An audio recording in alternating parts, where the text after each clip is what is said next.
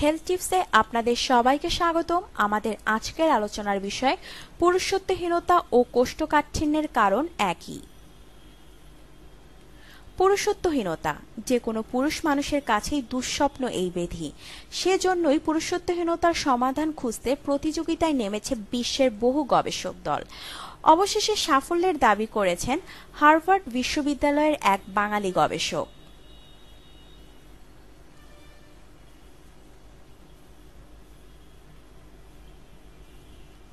Harvard medical স্কুলের গবেষকরা অবশ্যই শুরু করেছিলেন কোষ্ঠকাঠিন্যের কারণ চিহ্নিত করতে, কিন্তু 5 বছরের গবেষণা শেষে বেরিয়ে আসে অন্য তথ্য। তারা দেখেন পুরুষত্বহীনতা এবং কোষ্ঠকাঠিন্যের সমস্যার পিছনে একই কারণ বিদ্যমান। মায়োসিন ভি এ প্রোটিন এই সমস্যার মূল কারণ। স্নায়ুকোষের মধ্যে অবস্থিত এই বিশেষ প্রোটিনের অভাবেই বাড়ে পুরুষত্বহীনতা থেকে কোষ্ঠকাঠিন্যের প্রকোপ।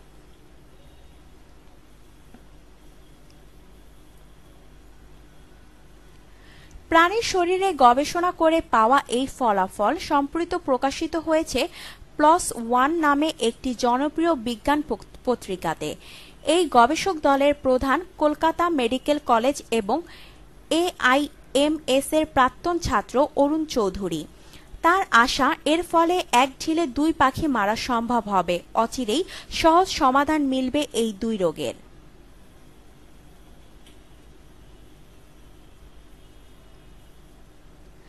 সাধারণত ডায়াবেটিসে আক্রান্ত রোগীদের শরীরে মায়োসিন ভাব প্রোটিনের ঘাটতি দেখা দেয়, ফলে ডায়াবেটিসে আক্রান্তরাও উপকৃত হবেন আশা করা হচ্ছে।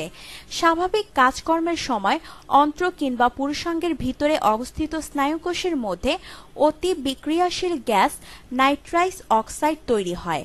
স্বাভাবিক প্রক্রিয়াতে স্নায়ুকোষের ডগায় নাইট্রাইস অক্সাইড তৈরি হতে সাহায্য করে মায়োসিন ভাব প্রোটিন।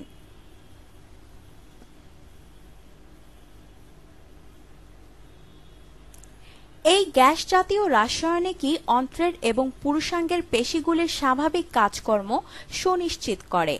হার্ভার্ডের গবেষকরা দেখেছেন এই প্রোটিনের ঘাটতি হলেই নাইট্রাইস অক্সাইড তৈরিতে সমস্যা দেখা দেয়, আর যখন স্নায়ুকোষের মধ্যে এই প্রোটিনের অভাব হয় তখনই বাড়তে থাকে রোগের প্রকোপ।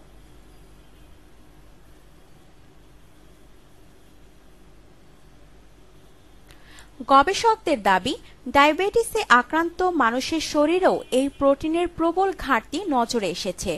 ফলে ডায়াবেটিসে আক্রান্ত ব্যক্তিদের সহজে পরিশ্রান্ত, বমি, বুক জ্বালা, অম্বল, কোষ্ঠকাঠিন্য এবং পুরুষত্বহীনতার জন্য এই প্রোটিন ঘাটতিই দায়ী তা সহজেই অনুমেয়। এদেশে 50% পুরুষের মধ্যে এই দুই ব্যাধির প্রকোপ ক্রমেই বাড়ছে।